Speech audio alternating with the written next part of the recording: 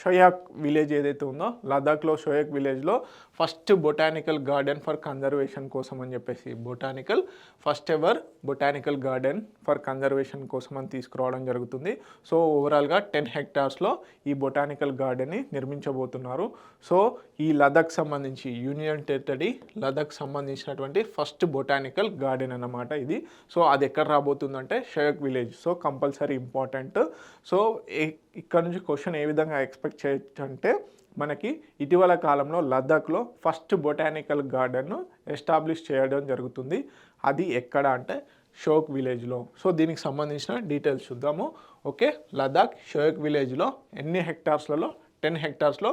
ఇది మొత్తంగా కూడా బ్యారన్ కమ్యూనిటీ, అంటే మొత్తం ఒక ఎలాంటి చెట్లు కానీ ఎలాంటివి లేకుండా ఉన్నటువంటి ప్లేస్లో ఈ బొటానికల్ గార్డెన్ని నిర్మించబోతున్నారన్నమాట. So first ever botanical garden in the union territory, part of the ongoing go green organic ఇనిషియేటివ్స్లో భాగంగా. సో దీంట్లో ఈ బొటానికల్ గార్డెన్లో ఫ్రూట్స్కి సంబంధించి అదేవిధంగా మెడిసినల్ ప్లాంట్స్కి సంబంధించినటువంటి ప్లాంట్స్ని పెంచబోతున్నారు. Okay, this is all about first botanical garden in Ladakh ఎక్కడ రాబోతుందంటే షోయాక్ విలేజ్లో. ఓకే.